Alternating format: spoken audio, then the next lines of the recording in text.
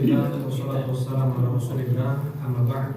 Kita melanjutkan kajian kitab Al-Arba'un An-Nawawiyah. Kita masuk pada rukun yang kedua dalam rukun Islam, yaitu wadu'i wassalah, menegakkan salat. Tadi kita sampai pada pembahasan jumlah rakaatnya, jumlah rakaat ketika di Madinah barulah ditambah yang asalnya 2 rakaat menjadi 4 rakaat untuk zuhur, asar, dan isya, 3 rakaat untuk maghrib. Nah, kemudian pada awal-awal Islam, sebelumnya tentang masih arah kiblat, tadi kiblatain ya. Untuk kiblat di Madinah, Rasulullah SAW bersabda, "Ma bainal masyriq wal maghrib kiblat." Antara timur dan barat itu kiblat. Kata Rasulullah, untuk orang Madinah antara timur dan barat itu kiblat, berarti menghadap ke selatan. Ya, orang Yaman juga begitu, antara timur dan barat itu kiblat, berarti menghadap ke utara. Ya, Pak ya. Nah, untuk seseorang yang dia melihat zat Ka'bah, maka wajiblah untuk kena ke arah Ka'bah. Ketika seseorang dia jauh dari Masjidil Haram, tidak terlihat Ka'bah, Masjidil Haram, bahkan Makkah, cukup ke arah Makkah. Ya. Tapi kalau kita lihat Makkah dengan Madinah seperti ini, Pak. Kena Makkah saja tidak. Kena Makkah saja tidak, dan itu sudah cukup.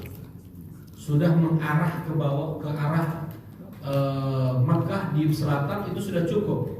Sekalipun tidak kena pas ke Masjidil Haram, bahkan Makkah pun hampir nggak kena. Bisa nanti Bapak lihat peta ya. Kemudian yang dikatakan tidak sah kiblat itu apabila betul-betul membelok dari kiblat, seperti mereka orang-orang Madinah ke arah utara atau ke arah barat atau ke arah timur. Yang demikian maka kiblatnya tidak sah. Tapi selama mereka ke arah selatan, sekalipun tidak kena Masjidil Haram, ya, maka nggak mungkin untuk kena Masjidil Haram, mustahil. Ya. Masjidil Nabawi lebarnya berapa meter ya? Masjid Nabawi sekarang itu lebarnya mungkin 100 lebih ya? Lebih 200. Apakah semuanya kena ke Ka'bah? Nggak mungkin ya? Apakah semuanya kena Ka'bah? Tidak mungkin. Di zaman Nabi SAW, Masjid Nabawi ukurannya 30 kali 35. Apakah Ka'bah itu ada 30 meter lebarnya? Enggak. Ya, tidak semuanya kena ke arah Ka'bah. Cukup arah saja. Ya. Misalnya kita di Indonesia sekarang ini barat, ditarik ke utara 13 derajat atau 23 derajat. Ya, dari Arca Manik sampai ke Garut, sampai ke Tasik sama 13 derajat. Akankah kena Mekah? Enggak. Ya, akankah kena Ka'bah? Mustahil untuk kena. Dan kita tidak diperintahkan untuk itu. Kita diperintahkan untuk mengarah ke arah Makkah, seperti itu, ke arah kiblat. Nah, kemudian di awal-awal Islam belum ada azan di Mekah, terlebih tidak ada azan. Di awal Rasulullah hijrah ke Madinah, mereka selagi membangun Masjid Nabawi, mereka di saat waktu masuk sholat baru mereka sholat seperti itu. Jadi tidak ada panggilan untuk sholat. Sampai bermusyawarahlah mereka, Rasulullah dan para sahabat, ada usulan bagaimana kalau kita buat lonceng seperti lonceng Kristen. Rasulullah nggak mau. Bagaimana kalau kita pakai trompet seperti trompet Yahudi? Rasulullah tidak mau. Man tasyabbaha biqaumin fahuwa minhum. Siapa yang menyerupai suatu kaum maka dia termasuk dari kaum tersebut. Kemudian dimimpikanlah Abdullah bin Zaid bin Abdi Rabbih dan Umar bin Khattab, dua sahabat Nabi. Mereka melihat seseorang yang memakai baju berwarna hijau membawa lonceng. Ini mirip sama persis mimpi mereka berdua. Kemudian berkata Abdullah bin Zaid dan Umar bin Khattab ini mereka masing-masing mimpi nih Pak ya. Mimpinya sama, nanti diceritakan kepada Rasulullah SAW. Berkata Umar bin Khattab dan Abdullah bin Zaid kepada orang tersebut, maukah kau jual loncengmu kepada kami? Untuk apa? Untuk memanggil orang sholat. Kata orang tersebut, mau nggak aku beritahukan kepadamu yang lebih baik daripada itu? Kemudian diletakkan loncengnya. Orang ini maju sedikit ke depan, kemudian memandangkan azan yang kita tahu sekarang, Allahu Akbar, Allahu Akbar, Allahu Akbar, Allahu Akbar, syahadu an la ilaha illallah, syahadu an la ilaha illallah, syahadu anna rasulullah, hayya 'alas shalah, hayya 'alas shalah, hayya 'alal falah, hayya 'alal falah, Allahu Akbar, Allahu Akbar, la ilaha illallah. Baik. Ini untuk memanggil sholat. Kemudian untuk mendirikan sholat, untuk menegakkan sholat, iqamah adalah Allahu Akbar, Allahu Akbar, asyhadu an la ilaha illallah, asyhadu anna muhammadar rasulullah, hayya 'alas shalah, hayya 'alal falah, qad qamatis shalah, qad qamatis shalah, Allahu Akbar, Allahu Akbar, la ilaha illallah. Nah, di sini ada riwayat tetap takbirnya tetap 2 kali, dan ini pun sudah dikatakan witir, ganjil. Ya. Karena perintah dari Nabi kepada Bilal, umira Bilalun ay yutir al-iqamah wa yashfa'al adzan. Rasulullah SAW memerintahkan Bilal untuk mengganjilkan qomat dan menggenapkan adzan.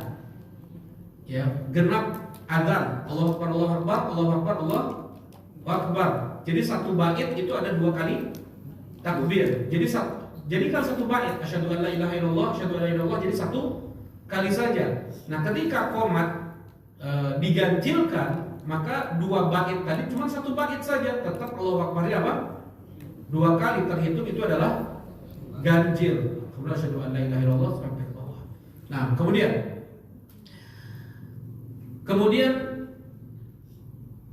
setelah disampaikan itu kepada Nabi SAW, dua-duanya menceritakan kepada Nabi, aku melihat dalam mimpiku seperti ini, aku melihat dalam mimpiku seperti ini, persis sekali. Kemudian Rasulullah SAW wahyu dan turun pada beliau untuk menetapkan lafaz azan seperti itu. Kemudian menyampaikan kepada Bilal, ya Bilal, qum fanadi bis shalah. Wahai Bilal, berdirilah, ya, kumandangkan azan. Fa innaka anda sautan, karena engkau adalah orang yang paling nyaring suaranya. Ya, Bilal paling nyaring suaranya daripada sahabat-sahabat yang lain. Karena itu Bilal yang dipilih oleh Rasulullah SAW untuk mengumandangkan adzan. Ya. Dan di awal Islam belum ada tayamum, masih mereka bertaharah, bersuci dengan wudu. Kata Rasulullah SAW, la yaqbalullahu salata ahadikum idza ahdatha hatta yatawadda. Allah Subhanahu wa taala tidak menerima salat salah seorang di antara kalian yang dia hadath sampai dia berwudu terlebih dahulu. Ya, jadi belum ada tayamum di awal-awal Islam. Ketika Rasulullah SAW dalam perjalanan hilang, singgah di suatu tempat, hilang kalung Aisyah mencari, Rasulullah mencari, sampai tertahan mereka untuk berangkat meninggalkan tempat tersebut. Yang di sana tidak ada air di dekat mereka, mereka pun tidak membawa air. Ya, Abu Bakar radhiyallahu taala anhu marah kepada Aisyah, ini gara-gara kamu kita sampai tertahan di tempat ini, ya, kita nggak ada air dan kita tidak membawa air, kita sebentar lagi masuk subuh nih. Kemudian masuk subuh, haditsnya Sahih Bukhari Pak ya, bisa dilihat. Kemudian masuk subuh Rasulullah SAW sholat tanpa wudu. Rasulullah SAW sholat tanpa wudu. Belum ada syariat tentang tayamum. Selesai Rasulullah sholat subuh, turun kepada beliau ayat tentang sholat, tentang taharah tayamum. Ya. Kemudian Rasulullah SAW tidak mengulangi lagi sholat subuh yang beliau sholat tanpa wudu. Nah, di sini para ulama mengambil hukum apabila seseorang dia tidak ada air untuk berwudu dan dia tidak ada tanah untuk bertayamum, maka sholatlah tanpa wudu, tanpa tayamum. Ya, nama permasalahannya adalah faqidut tahurain, faqid at-tahurain, yang tidak memiliki dua alat untuk bersuci, tidak ada air, tidak ada tanah. Kemudian, ya, ini tentang sholat, ya, sholat 5 waktu yang dikerjakan oleh mereka para sahabat radhiyallahu taala anhum, yang Rasulullah SAW beliau selalu menjaga sholat berjamaah di masjid.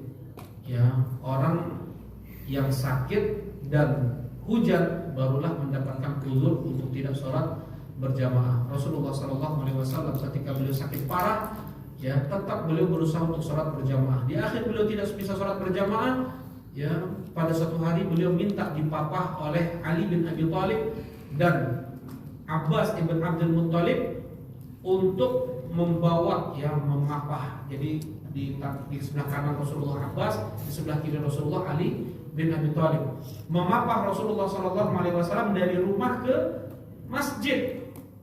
Dari rumah ke masjid. Rasulullah SAW sholat duduk. Ketika Abu Bakar mau mundur ke belakang ke arah shaf, Rasulullah tahan, jangan kau mundur ke belakang, tetap berada di posisi imam.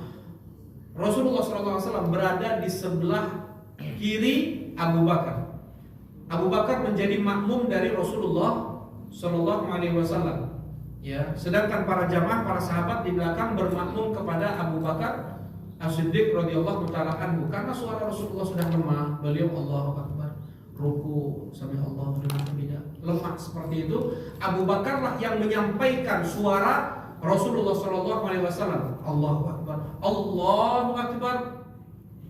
Ya, sami Allahu liman hamidah, Rabbana walakal hamd.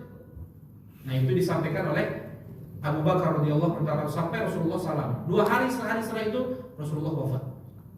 Ya, di sini bagaimana Rasulullah SAW mengamalkan ayat di surat Al-Hijr, wa'bud rabbaka hatta ya'tiyakal yaqin, beribadahlah engkau ya Muhammad sampai ajal menjemput.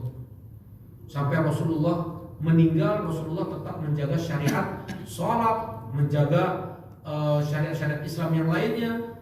Nah, tidak seperti sebagian orang yang mengaku dia sudah sampai tingkatan tertentu, kemudian dia tidak merasa wajib lagi sholat, tidak merasa lagi wajib untuk puasa. Yang seperti ini bukan syariat dari Nabi Muhammad Sallallahu Alaihi Wasallam. Kemudian yang berikutnya adalah waktu tiaz zakat.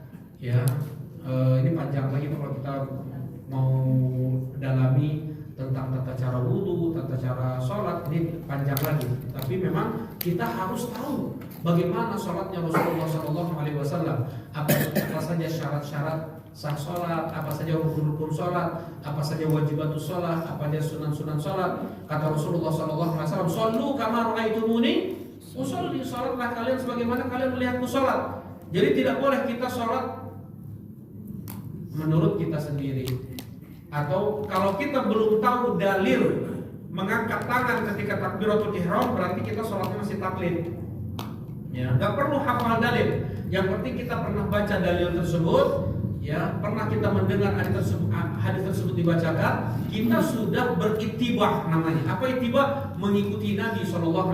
Bedakan taklid dengan itibah. Kalau itibah adalah kita mengikuti Rasulullah SAW berdasarkan ayat Al-Quran atau hadis Nabi SAW. Sedangkan taklid mengikuti ucapan guru, ustadz, ulama, ayah, kakak, ya, siapapun tanpa disebutkan dalil dari ayat Al-Quran dan hadis Nabi Sallallahu Alaihi Wasallam. Kalau sholat itu seperti ini, ya, diberitahukan cara sholat betul, tetapi dia tidak menyebutkan satupun apa dalil. Pada saat ini masih taklid. Bagaimana Rasulullah SAW mengangkat kedua tangan beliau, ya, sejajar dengan pundak beliau, sejajar dengan daun telinga beliau. Terkadang beliau mengangkat sampai daun telinga, terkadang beliau sejajar sampai pundak beliau. Tidak beliau renggangkan jemari, tidak pula beliau rapat, tetapi antara itu diluruskan, di madda asabi'ah, dibentangkan jemarinya, tidak tekuk. Jadi Allah nggak kayak gini, ya, tetapi lurus dan dihadapkan telapak tangan ke arah kiblat. Kan sebagian ada kayak gini, enggak, bukan seperti itu, tapi dihadapkan ke arah kiblat. Semuanya, ya, seperti menunjuk, pakai jari telunjuk, nggak pakai cingir, kenapa gitu ya, harus pakai dalil. Semua itu, bagaimana cara menunjuk? Rasulullah dua cara menunjuk. Ada membuat lingkaran antara jari tengah dengan jempol, ada juga Rasulullah mengepal. Terkadang Rasulullah SAW memegang tangan kiri dengan tangan kanan beliau seperti ini, memegang. Terkadang Rasulullah SAW hanya meletakkan, diletakkan. Jadi kita harus sholat sesuai dengan yang datang dari Rasulullah Sallallahu Alaihi Wasallam. Mungkin itu di waktu lain bagaimana tata cara sholat Rasulullah Sallallahu Alaihi Wasallam, ya, berdasarkan ayat Al-Quran dan hadis Nabi Sallallahu Alaihi Wasallam. Nah, begitu juga wudu, ya, apa saja yang sunnahnya, apa saja yang wajibnya, apa saja yang itu rukunnya, harus kita berdasarkan hadis Nabi Sallallahu Alaihi Wasallam. Baik, kita masuk pada rukun Islam yang ketiga, wa tu'tiya zakat, dan kau menunaikan zakat. Zakat, puasa, i'tikaf, syariat tersebut turun di tahun 2 Hijriah. Di tahun 2 Hijriah, tahun kedua Rasulullah SAW hijrah dari Makkah ke Madinah. Ya, jadi awal puasa wajib di dalam Islam adalah puasa tanggal 10 Muharram. Puasa tanggal 10 Muharram. Ya, ketika Rasulullah SAW hijrah ke Madinah bulan Rabiul Awal, tahun pertama, berarti tahun pertama Hijriah, di bulan Muharram, berarti masuk tahun kedua, bulan Muharram Rasulullah SAW melihat orang-orang Yahudi berpuasa. Melihat Rasulullah SAW berpuasa, kemudian bertanya, kenapa kalian berpuasa? Karena pada tanggal 10 Muharram Allah Subhanahu wa taala selamatkan Musa dari kejaran Firaun. Maka kami bersyukur dengan cara kami berpuasa. Kata Rasulullah SAW, nahnu ahaqqu bi Musa minkum, kami lebih berhak atas Musa daripada kalian. Maksudnya kalian syirik. Nabi Musa tak pernah syirik. Kalian mengatakan Uzair anak Allah, padahal Allah itu adalah Ahad. Ya, la ilaha illallah. Nabi Musa alaihissalam tidak pernah menyembah Uzair, tidak pernah berdoa kepada Uzair, tidak pernah mengatakan Uzair itu adalah putra Allah. Wa qalatil yahudu Uzair ibnullah wa qalatil nasara al-masih ibnullah. Berkata orang-orang Yahudi Uzair putra Allah, berkata orang-orang Nasara Nabi Isa putra Allah. Sedangkan Rasulullah SAW mengatakan la tutruni kama atratin nasara Isa bin Maryam, innama ana abdul faqulu abdullahi wa rasuluh. Jangan kalian berlebih-lebihan terhadapku sebagaimana orang-orang Nasara mereka telah berlebih-lebihan terhadap Nabi Isa. Sesungguhnya aku ini hanyalah seorang hamba, maka katakanlah hamba Allah dan Rasulnya. Banyak juga orang yang menyembah Nabi Muhammad, banyak juga orang yang menyembah Nabi Muhammad. Kebanyakan di Pakistan, Afghanistan, Bangladesh, mereka banyak menyembah, memang berdoa kepada Nabi Muhammad. Ya, tinggal belum aja ada yang mengatakan Nabi Muhammad itu adalah anak Allah, sebagaimana orang Nasara mengatakan Nabi Isa itu anak Allah. Orang Yahudi mengatakan Uzair itu anak Allah Subhanahu wa taala. Disetarakan Rasulullah dengan Allah Subhanahu wa taala. Di sebagian kelompok, ya, yang ada di Afghanistan, Pakistan, mereka menyembah Nabi Muhammad SAW sampai menamakan anak-anak mereka dengan Abdul Muhammad, Abdul Nabi, Abdul Rasul, hamba Muhammad, hamba Nabi, hamba Rasul. Ya, nah, kata Rasulullah SAW, kami lebih berhak atas Musa atas kalian daripada kalian. Kemudian Rasulullah SAW mengirim para sahabat ke gang-gang perumahan Madinah, bahwasanya siapa yang sudah makan sarapan pada pagi ini jangan makan lagi karena hari ini puasa sampai tergelam matahari. Siapa yang belum sarapan jangan makan karena hari ini puasa. Hukumnya wajib puasa tanggal 10 Muharram. 8 bulan setelah itu, Muharram, Safar, Rabiul Awal, Rabiul Awal, Rabiul Tsani, Rajab, Sya'ban. 8 bulan setelah itu, di bulan Sya'ban turun syariat wajib puasa bulan Ramadan. Nah ini tanggal berarti tahun 2 Hijriah ya Pak ya.